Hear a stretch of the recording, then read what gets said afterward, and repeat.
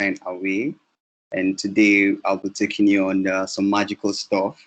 If you received the flyer, you see the ng magical, and really it's really some kind of magical stuff that I'll be going through.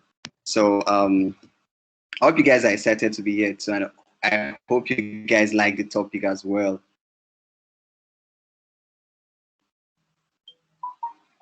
So I'll just go on and share my screen.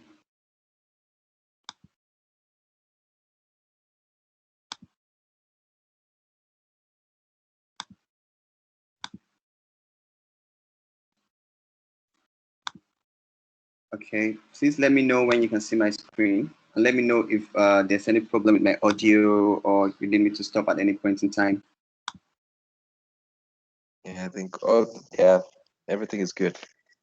Okay, you can see my screen? Yeah. Okay, great. Great. So like I said, today we'll be talking about ng magical directive, right? And when you hear about magical, the first thing that comes to your head is something that's not possible, but someone is making it possible. And then there are these cute directives that are here that bring out magic inside Angular. We have the ngTemplateOutlet, we have the ngContainer, we have the ngTemplate, and then we have the ngContent. But before I start, I think I need to do a little introduction again about myself. Like I said earlier, I am Valentine Awe. I'm a senior software engineer at Global Accelerators. Global Accelerators is a fintech company here in Nigeria. And I'm a Nigerian, by the way. I'm the lead host of Angular Africa on Angular channel, on Angular Nation. And also I'm a front-end architect. So you can catch me up on Twitter at Lord Valoni. And that's my cute feed right there.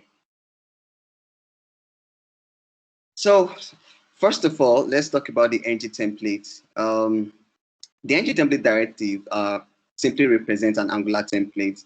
And if, as an Angular developer, there's an 100% likelihood that you have used ngIf, ngFor, or ngSwitch. There's a 100% chances that you've used that. And what Angular does each time you use any of those structural directives, it wraps those directives, it wraps the parent element of those directives inside what is called the ngTemplate. So the ngTemplate just generally represents an Angular template. So let's see what it looks like, right? If you see the first line of code here, you have the ngIf food, and we have a class of hungry men here. So now, what Angular does behind the scene that you don't get to see is that it picks this div that you can see right here, the one that has the you have to stay hungry, and wrap it inside the ngTemplate. And so this is what happens behind the scene. But to make it more interesting, Angular does not display this, the ngTemplate, ngIf, if not food, in the DOM. So that means that it gets to comment it out. And then when you inspect your code, the only thing you get to see is you have to stay hungry. So Angular have to always do that for every structural directive. So let's see what happens when you try to inspect your DOM for every ngIf. If you've written ngIf before, ngFor before, ngSwitch, you're going to notice that we have some kind of binding stuff here commented out. That is what Angular does. It first creates this div, that's the host element inside the template, and then when it's displaying it, it comments it out. So we're going to see this for real after the slides. So now, sometimes you might want to say, oh, because Angular does this, Angular wraps your host element inside an ngTemplate, and you want to make work easier for Angular, you might say, okay, why not just create the ngTemplate and then wrap it inside an ngTemplate so I can have peace of mind and then I don't get to stress Angular. But then remember what we said, that Angular does not display the ngTemplate. What it does is that it comments it out. So if you notice here right now, if you have to stay hungry, because previously we had a div instead of ngTemplate, we had a div, and now we've changed it to ngTemplate. Now, because Angular does not recognize ngTemplate, it does not display ngTemplate, it's going to comment it out. And like we said before, Angular picks the host element and then insert it into an ngTemplate. So if you watch here, Angular picks this class of hungry men and then insert it again into another ngTemplate. And because once your code is running, Angular is going to say ngTemplate is going to comment it out, and then Angular is going to go inside of the host element and find that it's still an ngTemplate, and then it's still going to comment it out. So we're going to see how we can make the life easier for Angular as well. But trying to write it this way will not work for you because of the rule that Angular does not display your ngTemplate. So there are various scenarios when you would want to use the ngTemplate. And a typical example, I don't know if anyone has used if else or if then else in their ng if. Has anyone tried to use that conditional statement before? Yeah, personally, I have. Okay, great. Now, if you notice the first line of code here, we are saying that if there's no food, then make food. So what this does is that this make food is a reference. You can see that we have, I am frying some food here, I'm frying some eggs here. So each time you run your code, you're going to see that whenever there's no food, but what will be displayed on your template or displayed on your view is, or your browser is going to be, I am frying some eggs. So, sorry. Yes. So now using the if then else example as well. If there's no food, you can then call the template cook. Else, you stay hungry. So if the value of food is not there, we're going to display a template say cook, and then if the value of food is there, we're going to say stay hungry. I know that doesn't make sense, but that's how the then else works. So for instance, real life scenario, you have some things you want to display instead of you having a lot of ng if, you can easily do this. So you just have your templates created. So you see our first template here, which says which has the reference of cook, and then we have the second template which has the reference of stay hungry. So whenever any of these conditions, if there's no food, it's going to pick up this cook template and it's going to display it on your browser. And then if there's food, it's going to display this, I'm cooking something really nice on the browser. So that's one very interesting use case for your Angular template. I hope you guys find that interesting.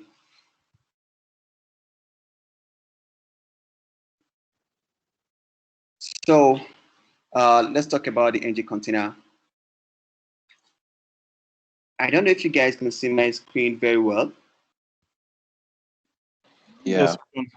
Okay, is anyone familiar with this error? Template pass errors, can't have multiple template bindings on one element. Yeah. Yeah, I believe that for everyone who has ever written Angular, and as a beginner, you should probably come across this error. It's a very, A very couple common of error. times actually. Sure. Exactly. And really what happens is that it shows that because you're trying to use two structural directives in one element, you can't use multiple template bindings on one element. So if you see here, we are trying to say ng-for, and then we are using ng-if. So it's going to complain. And the first thing that comes to your mind when you get this error is to do something like this. Oh, you're going to say to yourself, I'm so smart. Oh, I know how to solve this. And then you're going to try to create another div. And then, wow, it solves your problem for real. And this is what I used to do as well. But the problem with this is that the code might look clean here, but what's going on in your DOM? Div we are specifying for of no use for us. It's redundant. We don't need it at any point in time. It's going to create some kind of hierarchy in our DOM. Then we have to try, when we are styling kind of layers, our structure will not be flat, will not be as flat as possible. So this is what it looks like when you do something like this and you try to inspect it. Now you're going to look at this piece of code. You're going to see that this div here is actually doing nothing. And then remember, what Angular does to template is commenting these guys out, the ng-if, because ngTemplate is somewhere there because there's an ng-if. But if you notice that there's a div here that is redundant before we have the val, first value val, there's another div that is redundant before we have the value only, then there's another div that's redundant. So this all dirty code for us, but it works when you look at it and it does what it wants to do, but it's not clean, makes it overpopulate our DOM tree. So now that is that's where ngContainer comes into play. Now the ngContainer is a grouping element that does not interfere with the layout and style of your application. It's basically inline, and it helps you to remove redundant elements and eliminate invalid HTML standard. So if you look at this code right here, remember what we had before. We had the two div, one div which is the ng-for, and the inner div which is the ng-if. Now we have replaced the first div with the ng-for with ngContainer. And take a look at what this now looks like. You can see that we have a cleaner tree. If you notice, the only div that's showing is the inner div, unlike what we had before. So here we had the multiple divs. That is the redundant div that we don't really need at any point in our application. But here, because we have introduced the ngTemplate, we don't have to deal with that DOM tree anymore. We don't have to deal with that div anymore, with that element anymore. So we've been able to use the ngContainer to eliminate that redundant div. So at any point in time, when you want to do something like this, when you want to have multiple structural directive, you should introduce the ngContainer to help make your tree very clean. I hope that makes sense. Yeah. Okay, good. We're going to look at more other examples, right? So let's move to the ngContent. I'm pretty very sure that we've used component libraries in our application. Maybe it could be material design, or any component library that allows us to pass in values to them. And what makes that possible is the ngContent, and it helps to make your components configurable. That's also known as content projection. So let's look at what ngContent does. A typical example is if you are building an application, for instance, and then you have like an home page, you have like an about us page, and then you have like maybe a career page. And then in each of those pages, because there are different components, you want to display a particular type of banner, a particular type of message. It could be a banner that shows, hey, welcome to our platform, sign in here. And maybe in the About Us page, you have, hey, welcome to our platform, click here to join. And the other page, other component contains, hey, welcome to our component, welcome to our website, and blah, blah, blah. Now, you don't want to, at every component, write that HTML code. That is not making your application dry. Remember, your application needs to be dry. That's part of the Angular standard or general standard in programming. You need to make your system dry. So, and what ngContent will do for us is that it will allow us to create a component and then allow us to pass in whatever we want to pass into the component. And then the parent component, which exposes the ngContent, will modify our content as we have configured in it. I don't know if that makes sense. So if you look at this app banner, our banner is a banner we want to display on like 5 other components in our page, in our application. And because the value of the app banner is dynamic, so we create a component called app banner, and then we put in the style. You can see it has a class of banner, it has a background color of gray, it has a color of green, and all that. So whenever we are going to be using this app banner, whatever content we pass into it is going to conform to this div, this style, this class, and whatever style that we have specified. So here in the second image, you can see we are calling the app banner component here. And all we just have to do is that we just pass in a value. I can reuse this banner anywhere and insert different content. And that is what we call content projection. So you don't have to really rewrite this app banner at every point of your application. You don't have to do this in your About Us, you don't have to do this in your home page, you don't have to do this in any other page of the application. You just have to create it once, then insert it, and then project your content inside of it. Basically, that's what it does for us. And to make it more interesting, right? There are some times when it's not just about passing just a line of code inside the app banner. You might have something like this sometimes. If you can see, we have a modal here, which says the beginning of greatness. That is the header of the modal. And then we have the body of the modal, which says a man has no name, but greatness is a name. And then we have the footer of the modal, which says something good is about to happen. And now, remember that in our app banner, we only just specified ngContent. Now, how will Angular know that when I pass in a content, why should the content be on the header? Should it be on the body, or should the content be on the footer? So, but Angular is smarter than us, so he knows what to do best. So if you want to write that kind of a this kind of a banner where you have to spend when you have different layouts, when you have like the header, the body, and side, this is what you just do. This is a code snippet from W3 schools. And if you notice very well, we have the three ngContent here. We have the ngContent here, which has the select of head. We have the ngContent, which has select of body, and we have the ngContent, which has select of foot. What happens is that now, for Angular to know that if we pass, sorry, Valentine. Kevin is raising his hand. Yeah, okay. Yeah. Sorry, I'm not sure if I'm the only one, but my screen is still showing ngContainer, and I believe you're. Oh, really? Yeah. Oh, really? I actually thought it was my end only. Okay, yeah. Oh, it's showing ngContainer.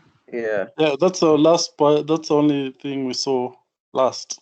Oh, okay, the ngContainer. Yeah. Okay. Could try and reshare the screen again and then see. Yeah, let me try to do that. Sorry about that. Oh, no worries, no worries.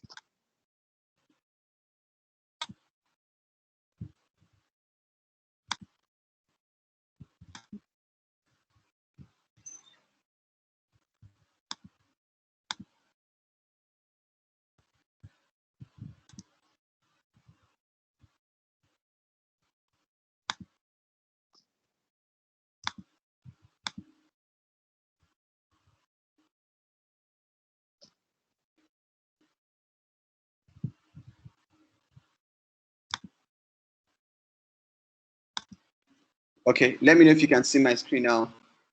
Yeah. Is it good now, Kevin? Yes. Okay, but you can see the ngContainer. Did you see this? The div part, the little div part. Did you see this? The inspection that we posted. Did you see all of these? Not actually. This is not what you're seeing for the first time. Okay. I'm trying to see the last thing you saw, so I know where to start from. ngContainer. Just the beginning. Yeah. Okay, very good. We saw this error, right? No problem. It's okay. It's okay. So did you see this solution, this default solution that people normally do? Yes. Or that I did before. So yes. And then this is what it looks like when you inspect. This is what when you inspect your HTML, when you inspect your template. This is what you're going to see. You're going to have a lot of redundant div elements here, which you don't need. So what happens is that whenever you, what happened? Okay, so whenever you put your ngV inside of an ng4 in a div, you're going to have this redundant div created. And then I spoke about using ngContainer. That's when ngContainer comes in, that it helps us to remove redundant elements and also help us to eliminate invalid HTML standards. Can you guys see the screen that shows the implementation of the ngContainer? Yeah. Yes. Okay, good. Yeah, so if you notice, initially we used we used a div for the ng4, but right now we've further gone to use the ngContainer to replace the ngDiv. And if you look at the inspection over here at the right hand side, you see that we don't have that redundant div anymore. We only have just this single div, which is which is the value that we are iterating through, the val, the oni, the dagger, and all that. But unlike what we had before, you see, this was really messy. We add a div here, and then you have the actual value, which was inside a div again. So, and we said that is not clean enough. So the implementation of, or the usage of ngContainer will help to remove those redundant elements as that's done with the div. And another good use case is that sometimes you might be forced to put in a span in a list, or a span in a table, or a span or a div in a table because you want to use some ngIf. So instead of doing that, that is not pretty HTML standard, but because the browser helps to correct those kind of errors, you might not notice them and might not throw an error. What ngContainer can come to your rescue as well. So whenever you want to put an ngIf or a conditional statement or a structured directive in elements like lists or your tables, you can then use the ngContainer instead to make your DOM really, really clean. Okay, and then I move to the ngContent. Can you see my screen? Yeah. Okay, good. The ngContent. So we spoke about ngContent and said that most of the component libraries that we use make use of the ngContent for content projection. That means that you can pass in your value to a component and then it gets to display the value. And then I move further to give an example of, say, can you see my screen, the app banner screen and the app implementation? Mm-hmm. Yes. Yes, we can. Okay, great. So first of all, I give an example. If you're building a website, a very big application for your company, and then, or for a client, and then you have multiple pages like the About Us page, the home page, the career page, and in each of these pages, you want to be able to display similar elements. You want to be able to display any type of information, right? Say like a banner. And I gave it an example. This app.banner.ts is a component. And if you look at it very well, you can see that we are specifying ngContent. Now, what this means is that whenever you call this component anywhere in your code, this ngContent is telling you that you can pass a value into it, and then it will display it in your view. So like we have here, now, we implemented the app banner here. So we are able to pass in, I can reuse this banner anywhere and insert different content. So if you want to use this banner in, save your About Us page, you just put it there and you can say, if you want to know about us, click on this, whatever. If you want to use this on the home page, you can say, welcome to, whatever you want to pass into that banner. Because the banner is smart enough with the use of ngContent to accept whatever value you pass into it and then display it using the configuration of that component, like class banner, style, background color equals to gray, color is green. So you're able to reuse that banner in your application all through instead of rewriting the code. So it makes your code cleaner. It keeps your code really dry. Does that make sense? Yeah, sure. Okay, Yeah. good. So now, okay, let me go back a bit. Now, what if there's a case where you want to display different values in your component, in your reusable component? Let's say this app banner has something like the header, the body, and the footer. Like we have here, we have the beginning of greatness. Can you see the flag, the modal? Yeah, we can. You can. Okay, great. So you can see that there's an header here which says the beginning of greatness. You can see there's a body here. A man has no name, but greatness is a name. Then you can see there's a footer which says something good is about to happen. And a typical example of when you use this kind of a thing is, say you have in your application, you display some modals that says agree, delete, do you approve this? Stuff like that, modals that pops up in our application. Instead of rewriting those modals every time in your application, you just write them once, then you just project the content into them, and then they get to be displayed.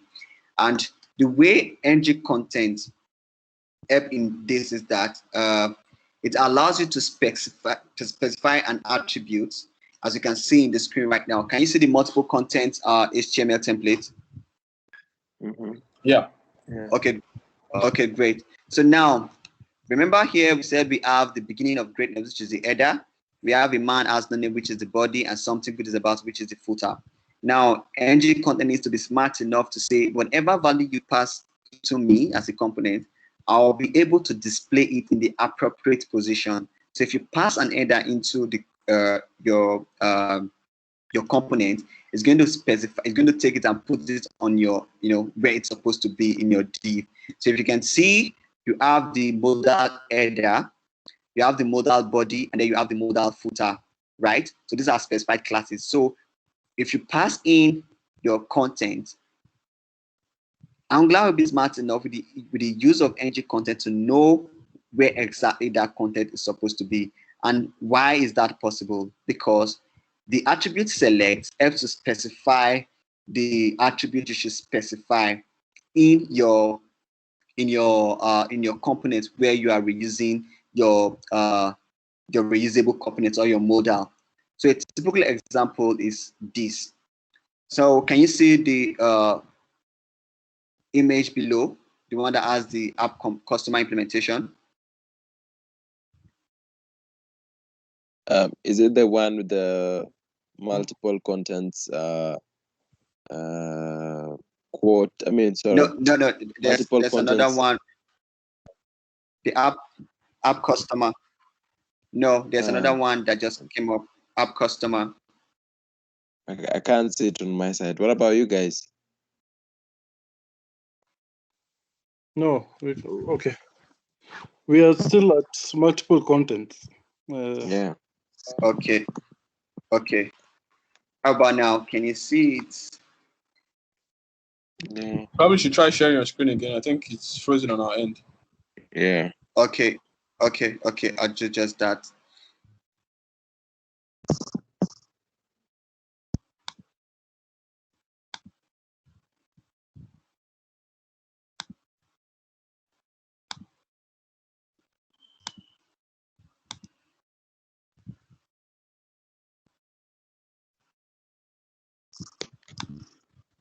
Okay, let me know if you can see the screen.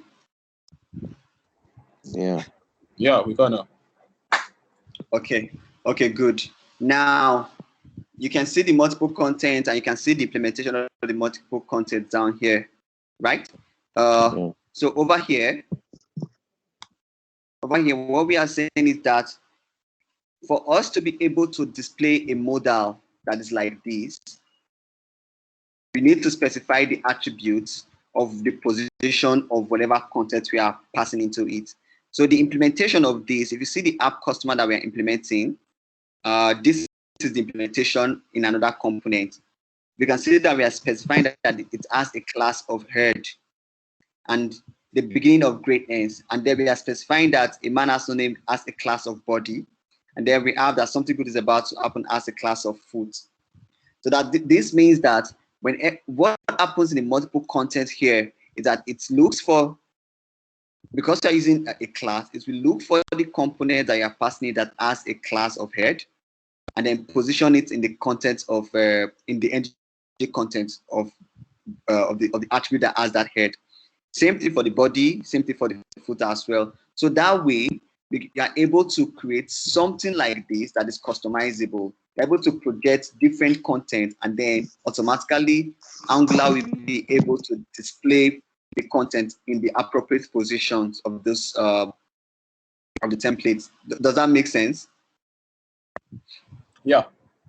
Yeah. So sorry, a question. So the two snippets, right? The last one, the one with the element name app customer is, for example, if you want to probably add it in another component, but then inside it you can put like div elements with particular items, and then the one on the left, that is the multiple content, that is actually inside the HTML file. Exactly. Oh, Exactly. okay. Oh, okay. So you get to pass this inside of it. So this gets displayed. Oh. So yeah. Yeah. So it's kind of not exactly, but it's kind of what was it called? It's like binding in a way, like a data binding. It's like With binding in a way, exactly. Okay. But they call it content projection. Okay. That's yeah. Okay. Yes. Thank you. So this is cool, right? This is okay. But there are scenarios where, for some instance, for if you decide not to pass in the footer, what happens? That means your old template will be messed up, because this guy that we have here, something good is about to happen, will not be there, and then it's just going to be empty. That will bring us to ngTemplateOutlet, which is the last thing we'll be talking about today. The ngTemplateOutlet is very good for creating highly configurable components. And then you can still use the ngTemplate to insert common templates on different sections of a view. A typical example is this. I think it will make more sense when we start doing the live coding, which we'll be doing very shortly. So if you notice something here right now, this is a simple, can you guys see my screen? Can you see ngTemplateOutlet for creating highly configured components? Yeah, we can. Okay, great. So what is happening right here is that instead of us using the instead of us using content projection, that's the use of ngContent, we are using ngTemplateOutlet here. So take this as your app customer template, and there, but here we are saying that we have default head, we have default body. Remember, in our ngContent, we didn't have any default head, we didn't have any default body. We're just expecting the component or the parent component to inject, to project the content. But right now we are saying, no, we want to use the ngTemplate, and we want to have default values for the header and default value for the body. And so we are expecting template values. And then in our components, we have it here, okay, we are expecting a header with a type of template ref. We are expecting body with a type of template ref. And then in the actual implementation here, you can see the ngContainer is being used again. And then we are saying that if there's header, then we are going to use the header that is being passed in. And remember, it's a type of template ref. That is an Angular template, right? And then if there's no header being passed, we are going to use the default head. And the default head here is referenced over here, which is default head here. Same thing for the ngTemplateOutlet for the body as well. So if the body is passed in through this component, we are going to use the body. Else, we are going to use the default body. So this helps maybe when you have a lot of generic stuff in your application, and instead of projecting content every time, just allow default value to be used, right? And then for the rare cases where there are no default, you don't want to reuse the default value, you can then pass in the template that you want to pass into them. We'll be looking at the example very soon, and that's just it about the ngOutlet template. Also, you can use it to so say you have a page, a home page, where you have your image or company image in multiple places in that page. You can easily use the ngTemplateOutlet to display a single template multiple times, so you don't have to create that template at each point in time when you want to use whatever element or whatever. It could be an image or anything that you want to use. I hope that makes sense. Yeah, it does. Okay, great. Okay, great. So that's for that, and thank you very much. I'll be jumping straight to the coding part of things, so we see how these things really work. But before then, if there are questions, I would like to take questions and try to answer as much as I can. So tell me, please, does anyone have any question?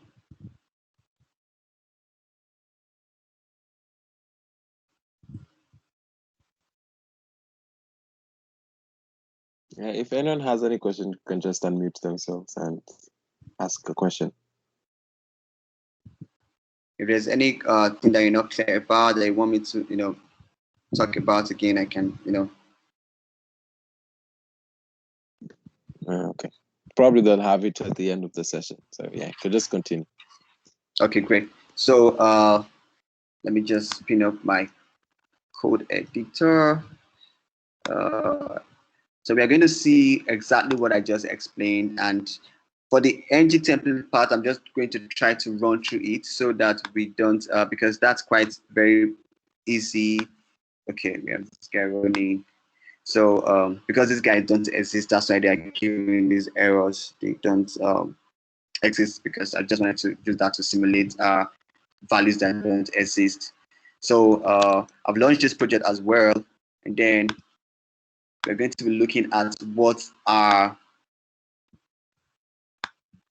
when we run inspect, when we check inspect, what our DOM is going to really look like. So for the first part of things here, can you guys see my screen?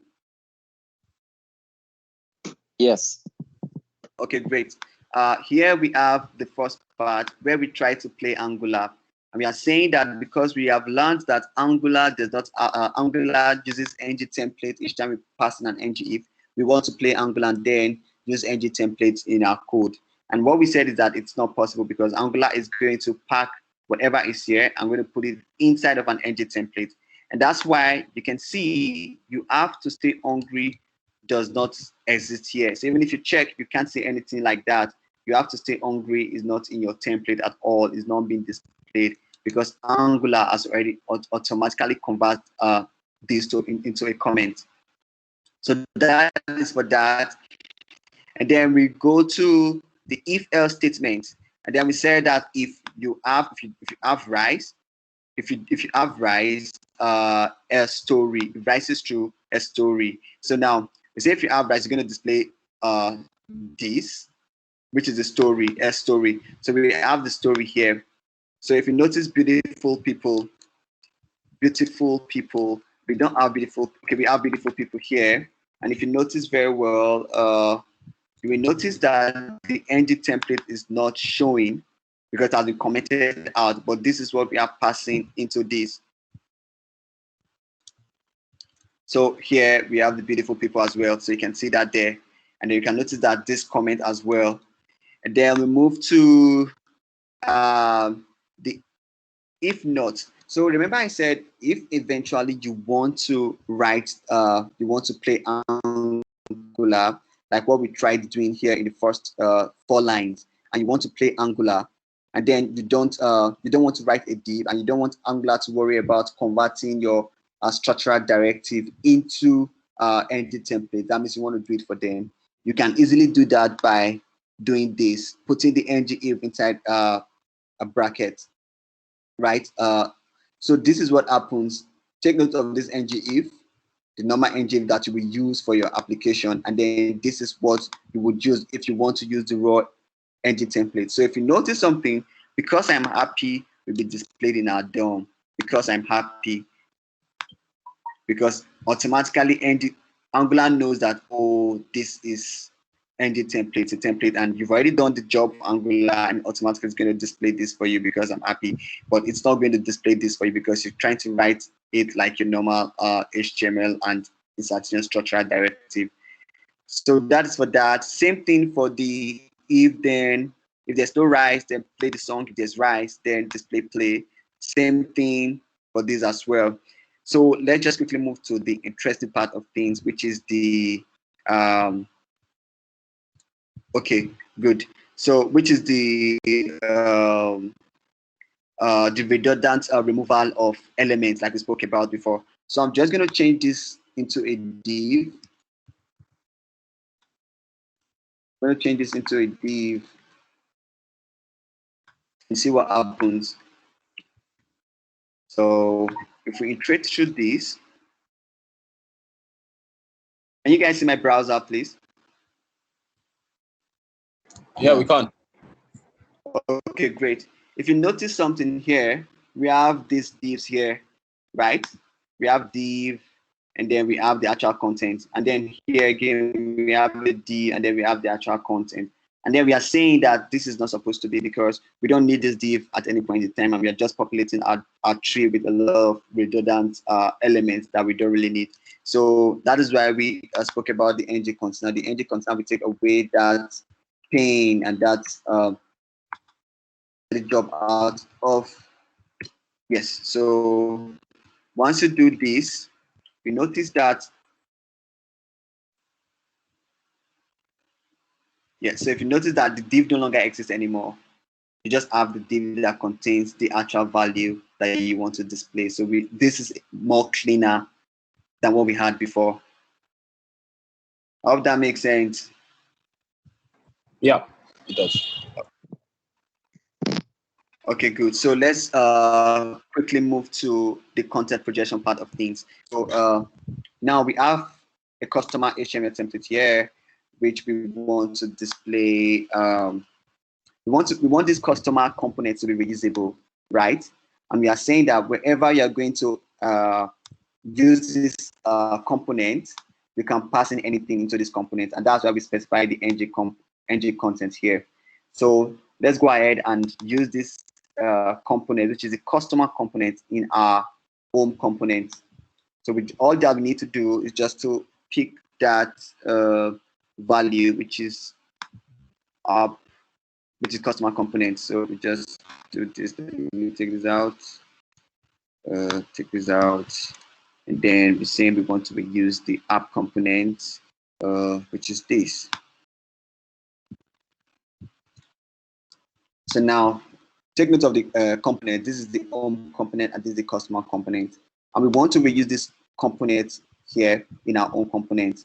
And remember, this component has a background color of light gray and a color of green. Now, what this component does is that whenever you pass into it, it's going to display it and it's going to give it the background color of gray and then a color of green. So once we inject that into our home component, let's save this and see what happens.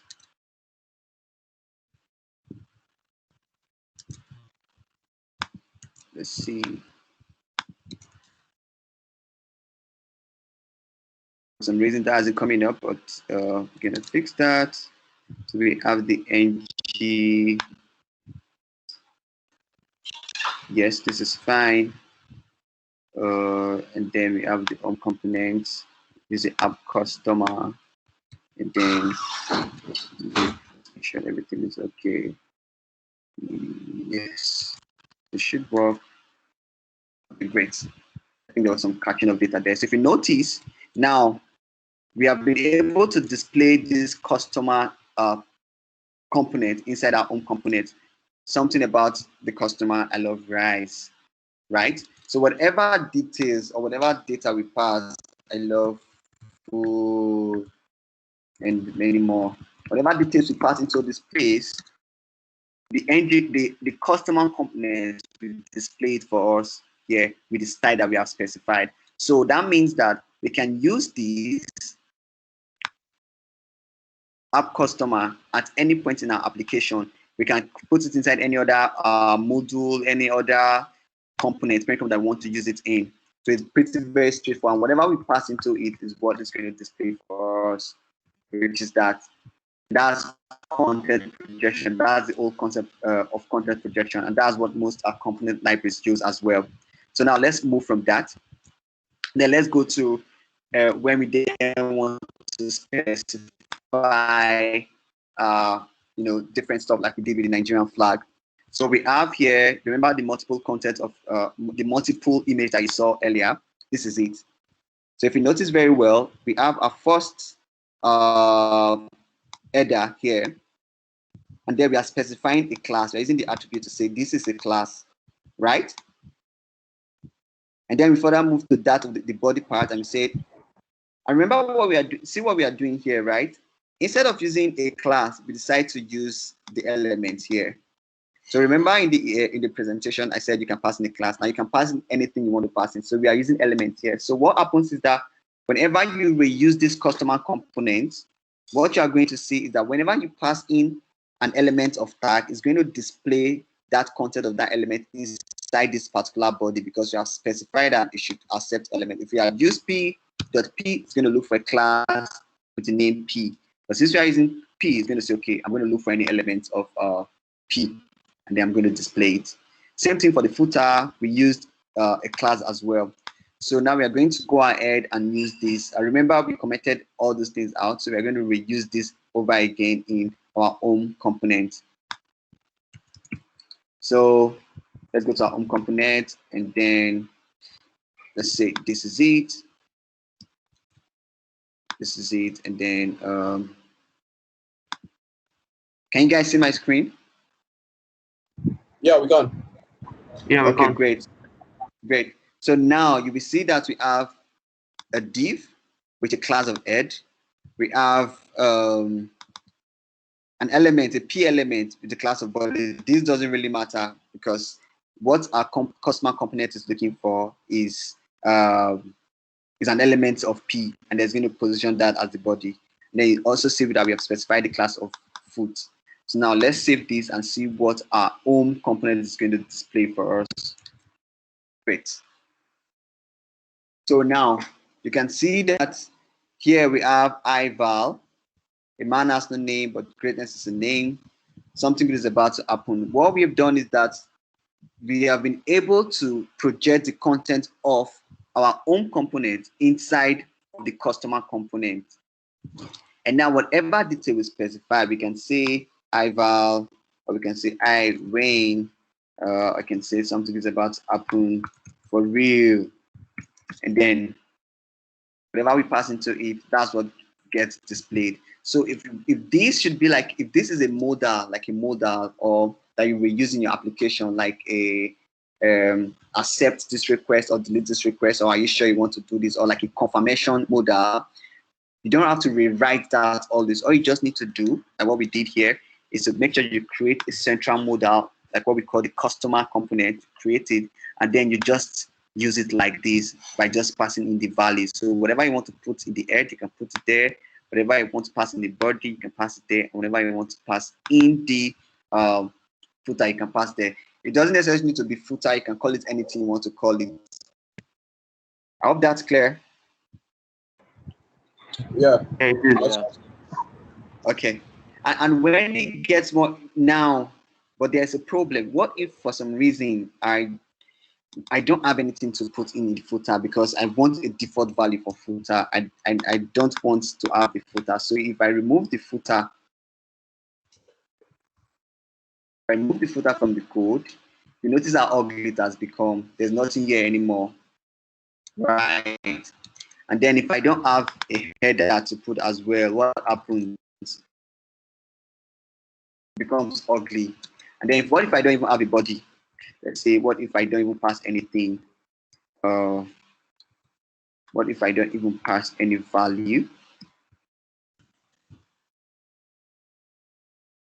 It's going to all display like this because there's nothing inside of the modal. So this is where the ng template outlet comes in. The ng template outlet, we say, hey, if you like, when you're trying to pass in your content into me, if you don't specify anything, don't worry about me. I can take care of myself. I have content. I have default content I can use to replace this. So that's the major difference between the ngContent and the ngTemplate outlet, because the ngContent does not allow you to specify default value. If you don't pass value to the ngContent, it's going to all be blank. It's going to remain like this. And then that brings us to the ngTemplate outlet. So we're going to try that out as well. And we're going to say, instead of doing this, because this guy does not allow us to specify custom or default values, we're going to try to do it another way, a more beautiful way. So what is happening here? Now we have said that, like I explained earlier in the presentation, this value here, default head, is saying I'm the lost head, and then this default body is saying I'm the lost body. Remember what we are doing again? We're using the ngTemplate. And what's the ngTemplate? Just is an Angular directive, and then it represents our, our template. Yeah, so we're having a default head and default body, so we can actually use this anywhere. We can reference it anywhere. And then in our actual data that we want to display to the user on the view, they are saying that when you are using this value, let's go to our components. When you are using this component, you are expected to pass in the header and you're expected to pass in the body. And the type is of template ref. We saw this earlier. It's a template ref. So we are saying that whenever you call this, pass in the header. So what it does is that it's going to say, oh, is there an header? I'm going to check for this value to say, does this value exist? Did this guy pass me a value? If it does exist, it's going to say, okay, I'm going to use the header. But if the header does not exist, it's going to say, but I have a default template which is defined somewhere, and it's going to use the reference to get the template. So whenever you don't specify the header at any point when you are using the customer modal, it is going to always get a default header to use. Same thing for the default body as well. It's going to say, hey, let me check my inputs. I'm expecting some inputs. I'm expecting a body which is of type of template ref. If the body is not present, if the body is present, I'm going to use it. But if the body is not present, I am going to use my default body. Now let's see how that works. So we go back to our home component, and then let's say we have our template. Now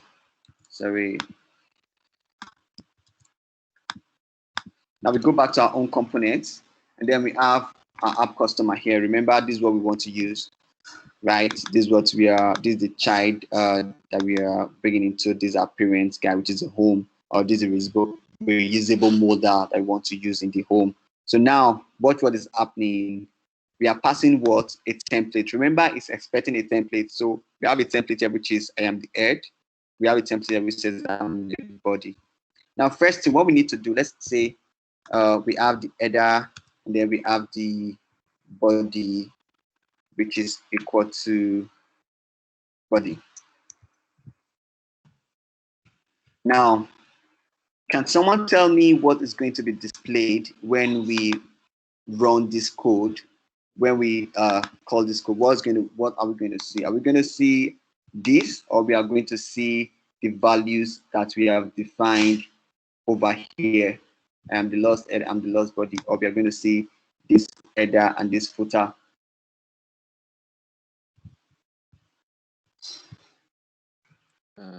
The new header, new body. Okay, fantastic. That's what is going to happen. And that's because our app customer is expecting the header and also expecting the body. And then we have passed in the header template, and then we have also passed in the body template. So if we check so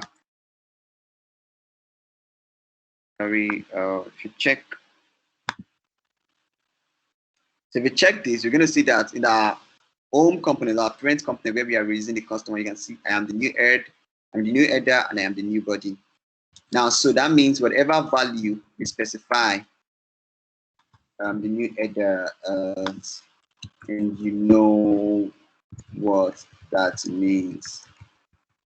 I'm the new body, and I am so cool.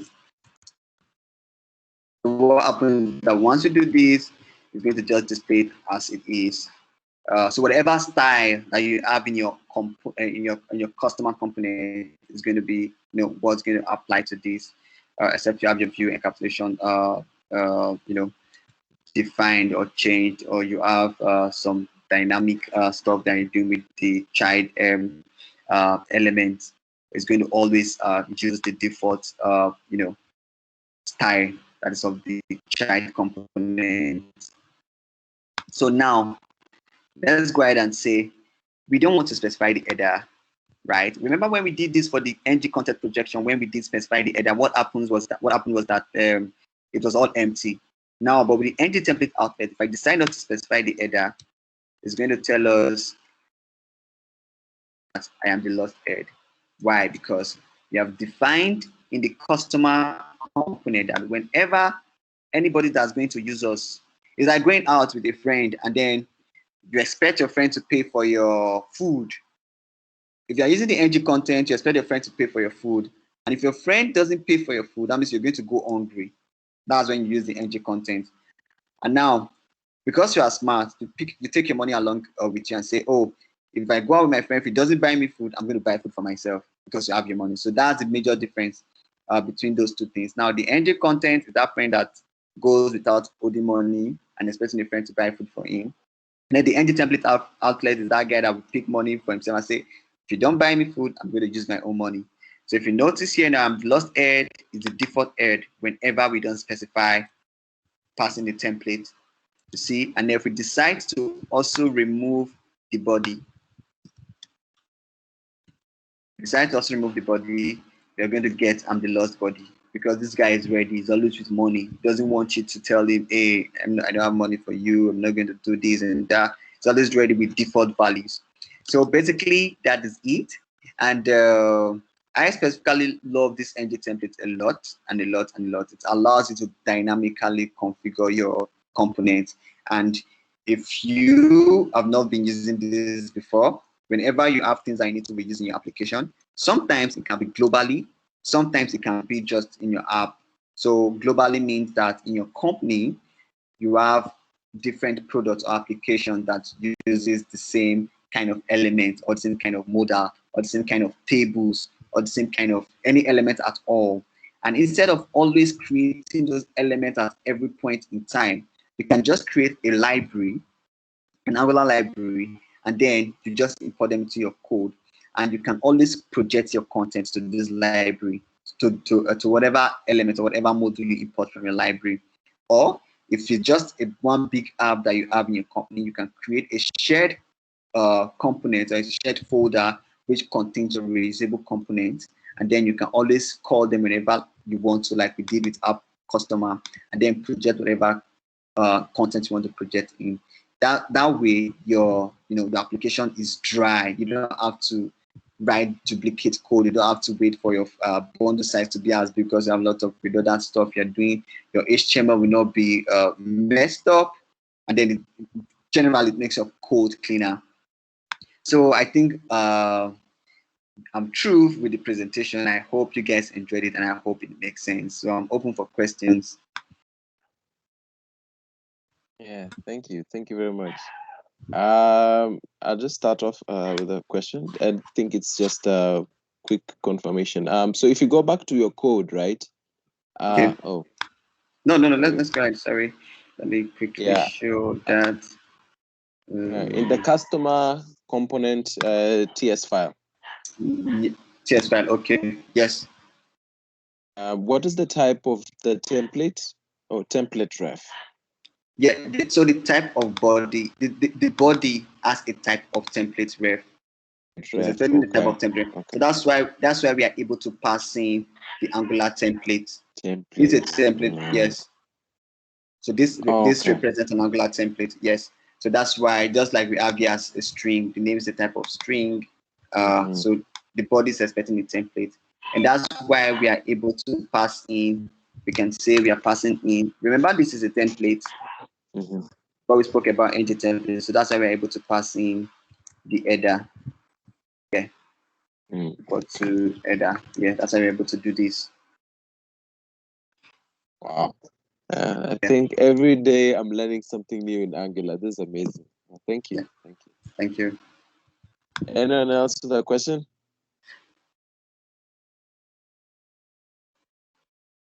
Yeah, you can unmute yourself and ask.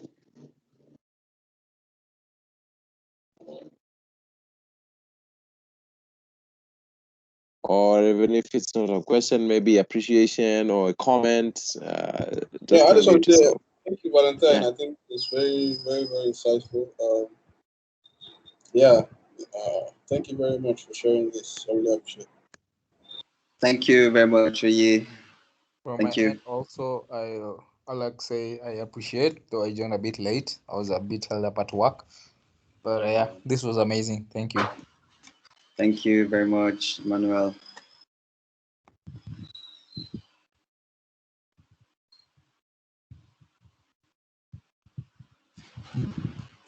Anyone else? I think we'll just say appreciation. Thank you.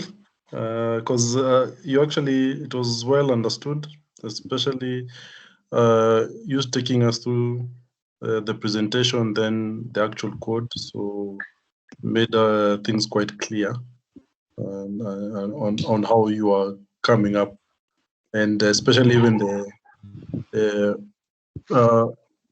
showing us even at the DOM level. So yeah, kudos. Thank you, Kelvin. Thank you. Okay. Yeah, I think also for me, it's a big thank you for this session. Personally, I've been using ngTemplate, ngContainer interchangeably. Sometimes I try to figure out what the problem is, and then I probably find out a solution is using ngContainer or ngTemplates, but then I've never had that specific understanding of you can use ngContainer when this and this is supposed to happen, or taking into consideration DOM. Like I knew a bit of it, of the fact that when you're using ngContainer or ngTemplate, it doesn't mess around with your layout, but then having this wholesome or holistic understanding makes it even much interesting in understanding how it all works. Yeah, thank you very much. That's good. But Welcome. if I could ask, without using ngContainer and you were to use the two, would it have any effect in terms of the application, or is it just doing what is it, making your code cleaner even at the DOM level? Yes. So remember what we said about the ngContainer, right? First, it helps to remove redundant code, and secondly, it helps to remove invalid HTML elements that you write. And the typical example of that HTML element is that when you're having like a table or a list and you want to implement an ng-if in between somehow, you're going to do that and it's going to work, but that is actually an invalid, that's not the best practice and what you're supposed to do. For your browser, we always try to fix that for you. And then for the redundant div that you're going to create, you're going to see that when you want to, whatever styling that you're using, you're going to have to create multiple layers of your div. You can say div with the class of this, and then the div on the child of this div. So now you're writing more code, you are doing a lot of things. And then for the, if you use the ngContainer in that case, you see that you don't really need that div anymore. You can just style your div directly without having that multiple layer. And then for more complex iteration of ng4, if you have a lot of ng4, a lot of content you get to display, then you see that you have multiple div in your DOM. So your DOM will really be messed up. So best practice is code optimization as well, and then redundancy and invalid HTML elimination. Okay, thanks.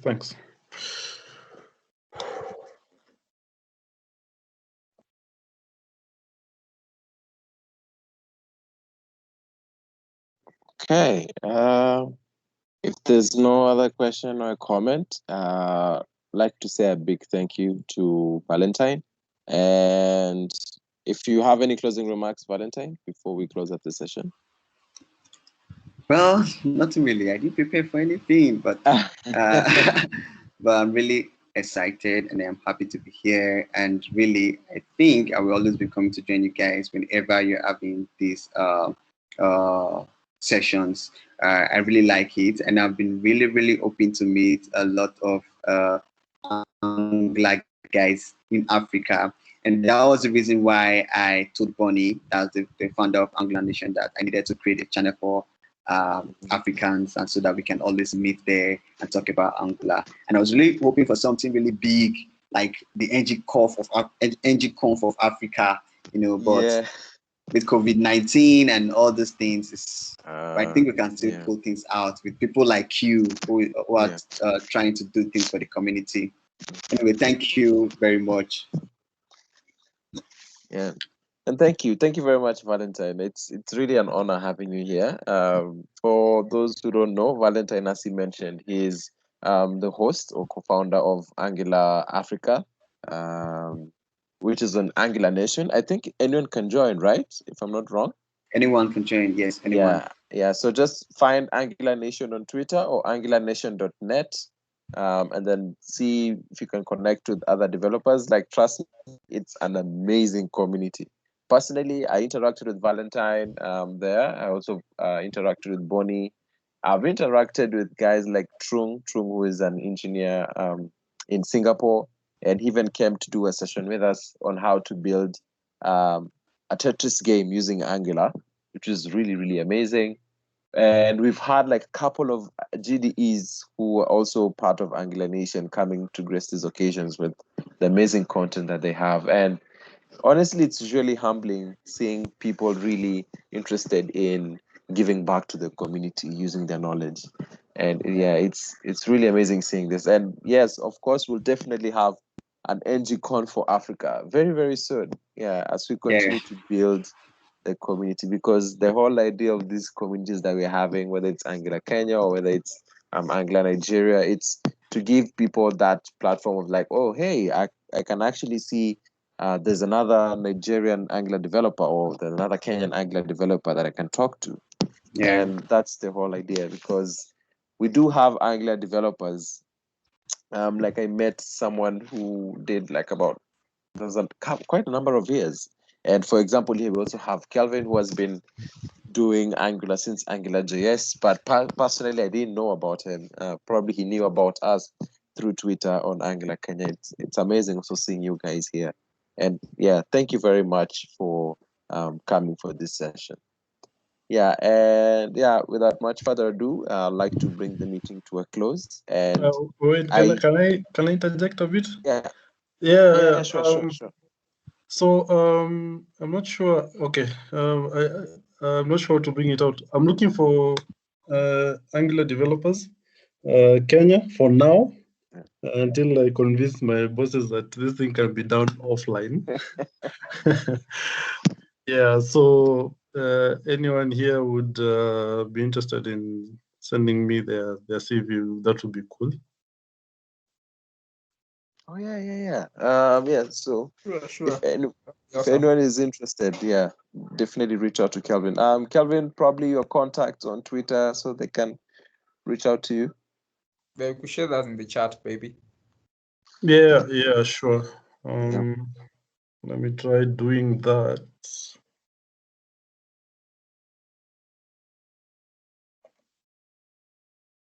I'm not sure if people are able to see. No, it's actually disabled, the chat functionality. Oh. Okay. So I'll put it up on Angular Kenya. I'll add it as one of the tweets showing appreciation, and I'll add Kelvin's contact on Twitter, and then are they supposed to DM you or email you? Yes, they can DM me actually. Okay. So all right. So I'll do all that also on the Angular Kenya Twitter channel. Maybe Kevin, this is FTE role or what? Sorry? The role is FTE full time or what? Yes. The role is full time because the bit of number of projects. But let's talk offline. Okay. It's okay. Let's just admit so that our Nigerian friend doesn't feel lost. It's okay. I get you. Okay. All right. So yeah, I'll definitely share all that information. And also, Valentine, if you don't mind, could you also share with us the resources like GitHub repo and slides? Okay, that's fine. I'll do that. I'll do just that. Okay, and yeah, so the video is also going to be up on YouTube by tomorrow at around 2 p.m. East African time. That's about I would say 12 p.m. GMT. So definitely also follow Angular Kenya on YouTube. We have all the sessions that we've had been recorded and also uploaded there. So if you're interested even learning the basics in Angular, we also have them over there. But yeah, thank you guys for coming, and I want to wish you all a good evening, and yeah, see you next week because we will also have another session. Thank you. Thank you. Bye. Bye. Thank you, bye.